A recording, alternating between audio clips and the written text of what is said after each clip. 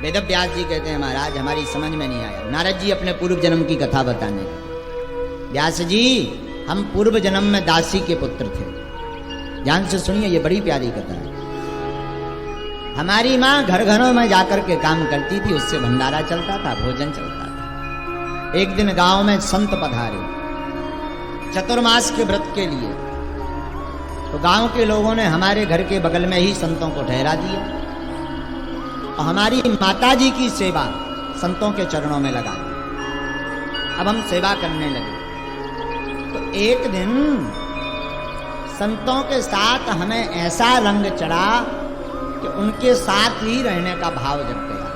अब संत 4 बजे जग जाएं तो नारद जी बोले जब हम दासी पुत्र थे तब हमारी अवस्था एकदम छोटी थी, 4-5 वर्ष की। महात्मा ताली बजाएं तो हम भी ताली बजावें। बोले वे साधु बाबा भगवान की मीठी मीठी कथा सुनावे तो नारद जी बोले हम छोटे से थे, हम भी ऐसे उपरू बैठे जाएं और कथा सुने।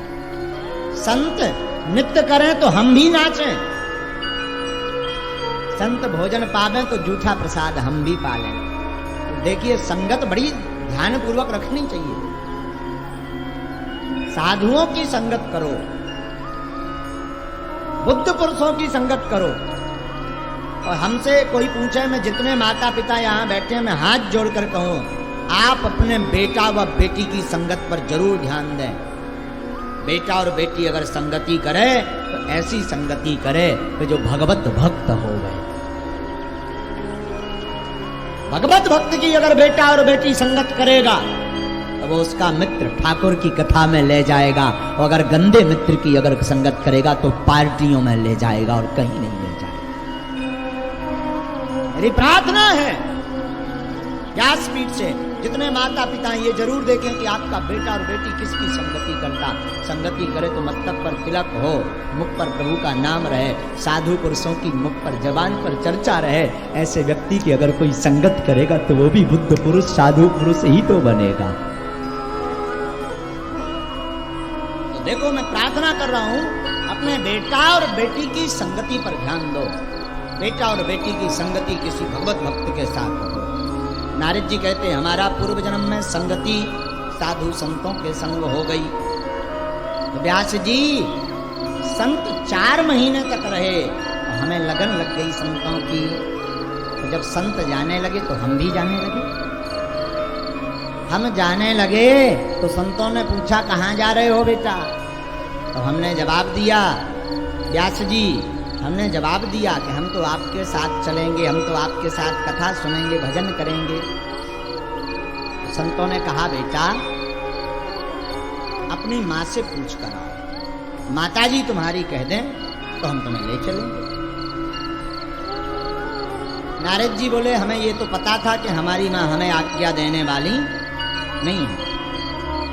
हमने कहा महाराज माँ तो कहेंगी नहीं। तो संतों ने क्या किया कि माला दे दी और मंत्र दे दिया, बेटा जब तक माताजी आज्ञा नहीं देती तब तक ये माला लो, घर पर भजन करो। हम माला लेकर के आ गए, घर पर बढ़िया भजन करने लगे। तो जहां नारद जी बोले हमने 4-5 माला सुबह शाम जपना शुरू की, सो माता जी की धड़कन तेज है गई कि हे भगवान कहीं बेटा बाबा ना बन जाए। उसी समय एक ज्योतिषी जी घर आए।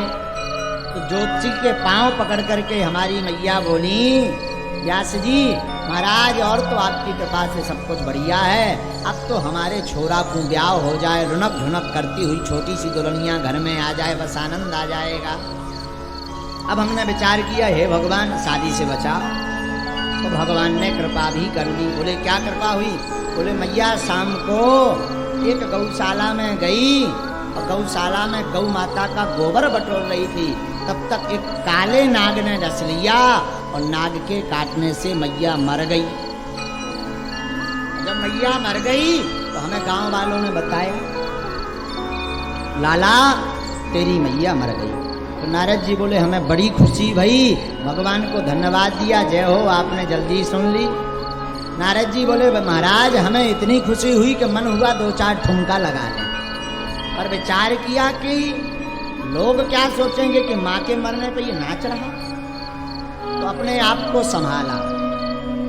व्यास जी जितनी संपत्ति थी हमने सारी संपत्ति बेच करके माता जी की अंत्येष्टि में लगा दिया। ध्यान से सुनना, बड़ी अच्छी कथा है।